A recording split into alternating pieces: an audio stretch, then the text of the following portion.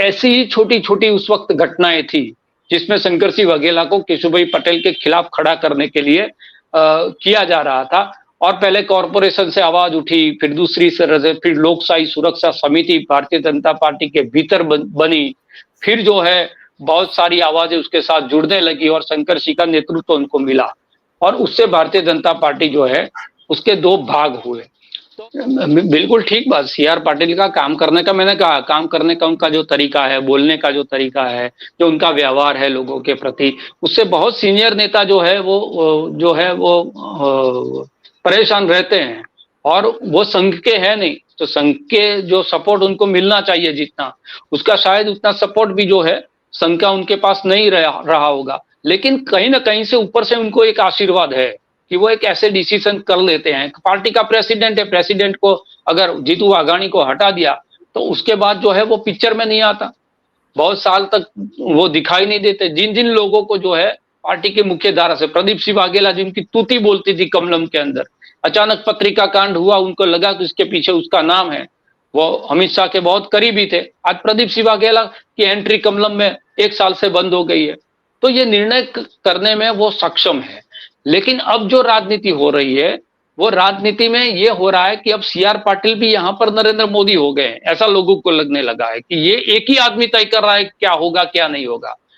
और उसके लिए जो है सी आर पाटिल के खिलाफ भी है, यानी प्रदेश के संगठन के खिलाफ भी ये मामला है। और कहीं ना कहीं नरेंद्र मोदी को यह जताने की कोशिश भी है कि आप दिल्ली में बैठकर पूरा देश चला रहे हैं, लेकिन गुजरात के अंदर क्या हो रहा है वो आपको मालूम नहीं है, या तो ये लोग जो है आपके और हमारे बीच में एक पर्दा डाल रहे हैं। तो और ये बात पहुंचाने में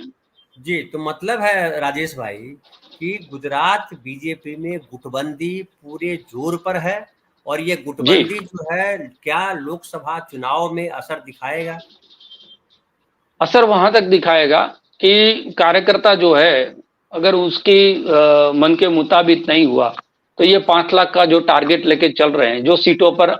3-4 सीट तो ऐसी है जहां पर वैसे ही 5 लाख से ऊपर का जो है उनका मार्जिन है। उसके अलावा जो 3 लाख का सीट है उसमें 1.5 लाख प्लस करना है, या दूसरी जो सीट है उसके अंदर मार्जिन बढ़ाना है। ये जो उनका टारगेट है, उस टारगेट में कहीं ना कहीं दिक्कत आएगी। जो मुकाबले की सीटें हैं, जो बनासकांठा है, भरूच है, वलसाड़ है, अभी साबरकांठा भी ऐसी मुकाबले की सीट बन गई है, तो 6-7 ऐसी सीटें हैं जहां पर आज ऐसा नहीं लग रहा कि भारतीय जनता पार्टी हार जाएगी, लेकिन एक ऐसी सीटें लग रही है कि दिन जैसे जैसे आगे जाएंगे और भारतीय जनता पार्टी में ऐसे ही आंतरकलह रहा और पार्टी का कार्यकर्ता निष्क्रिय रहा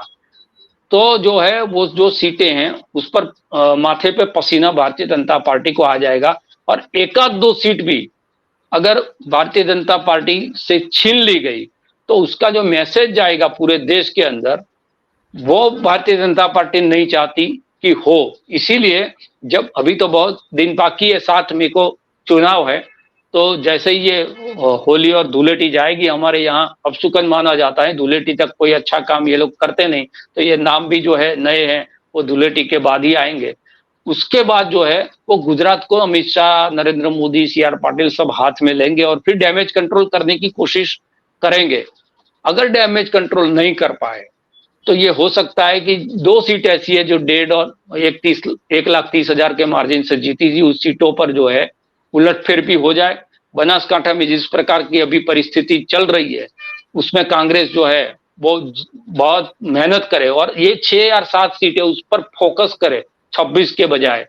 तो भारतीय जनता पार्टी के लिए परेशानी है। उनको ये है कि एक भी सीट अगर यहां से हार गया, हारना तो और बात है, उन्होंने तो जो गोल कर दिया है कि हर सीट 5 लाख से ऊपर, अगर कोई 2-3 सीट 25 हजार वोट से भी ये जीते